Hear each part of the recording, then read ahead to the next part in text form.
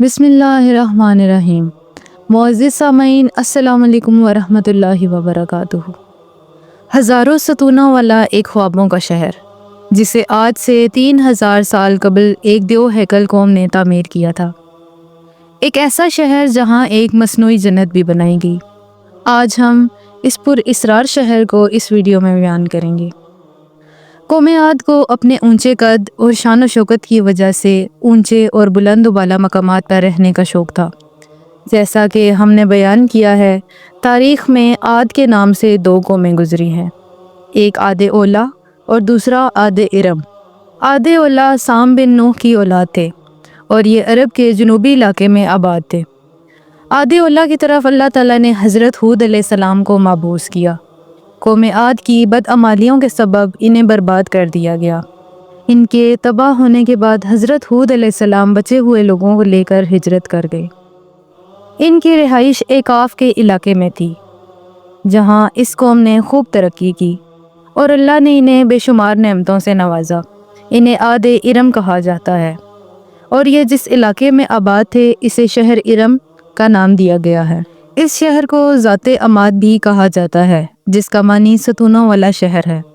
ये शहर तूफ़ान नूह के काफ़ी अरसे बाद बसा।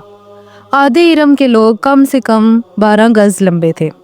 ताकत का ये आलम था कि बड़े से बड़ा पत्थर, जिसे कई आदमी भी मिलकर नहीं उठा सकते थे, इस शहर का एक आदमी आराम से उठा लेता था। इस शहर में बड़े बड़े महल थे। अल्लाह ताला ने इस खूबसूरत शहर का ज़िक्र कुरान पाक में सूरत फजर की आयत नंबर 6 और 7 में कुछ इस तरह से बयान किया है। क्या तुम्हें मालूम है तुम्हारे रब ने कौम आद से क्या मामला किया, यानी इरम शहर वालों से, जो बड़े बड़े सतूनों वाले इमारतों में मस्कन बनाए हुए थे, और वो लोग जिनकी कुव्वत के बराबर में कोई कौम भी पैदा ना की गई। मुअर्रिखीन ने लिखा है, आदे इरम ओमान, यमन और अदन के इलाके में आबाद थे। इनमें दो बादशाह ताकतवर तरीन बादशाह रहे। एक का नाम शदीद और दूसरे का नाम शद्दाद था।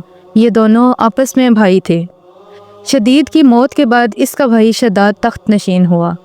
इसने इस हुकूमत को मज़ीद वसी किया और बेशुमार लश्कर और ख़जाने जमा कर लिए। शद्दाद किताबें पढ़ने का बहुत शौकीन था। इसने किताबों में पढ़ा कि मौत के बाद अल्लाह अपने बंदों को फिर से ज़िंदा करेगा और जो लोग नेक और सालेह होंगे इन्हें जन्नत में भेजेगा, जो कि एक बहुत खूबसूरत जगह है, जहाँ कायनात की तमाम आसाइश मौजूद होंगी। किस्म किस्म के मेवे, फल, दरख्त होंगे और नहरें बह रही होंगी। लिहाजा उसने अपने वज़ीरों को हुक्म दिया कि एक ऐसी जगह तलाश की जाए जहाँ बहुत ज़्यादा दरख्त हों, साफ़ फ़िज़ा और एक वसी मैदान हो जहाँ वो अपनी जन्नत बना सके। लिहाजा इसके लोग ऐसी जगह की तलाश में निकल पड़े। काफ़ी ढूंढने के बाद उन्हें मुल्क अदन की ज़मीन पर ऐसी ज़मीन मिली। उन्होंने शद्दाद को इस जगह की खबर दी। शद्दाद ने अपने मज़दूरों को वहाँ रवाना किया। इसने अपने इलाके का नाम बाग़े इरम रखा।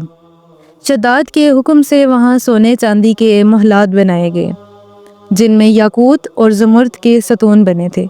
इसमें किस्म किस्म की नहरें बह रही थीं।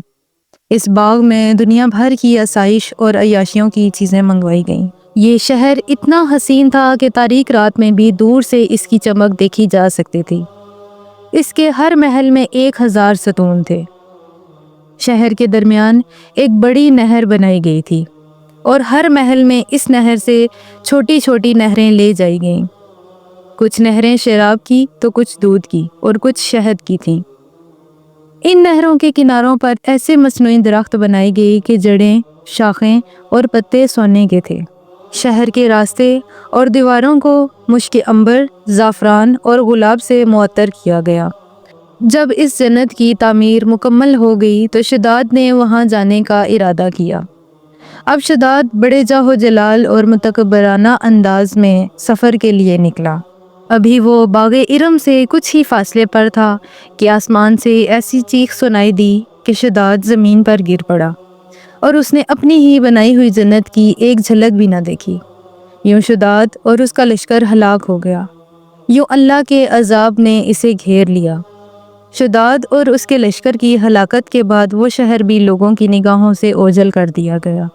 لیکن عدن کے گرد و نواح کے لوگوں کا یہ بھی کہنا ہے کہ کبھی کبھی رات کے وقت اس علاقے کی کچھ روشنی اور جھلک نظر آ ہی جاتی ہے۔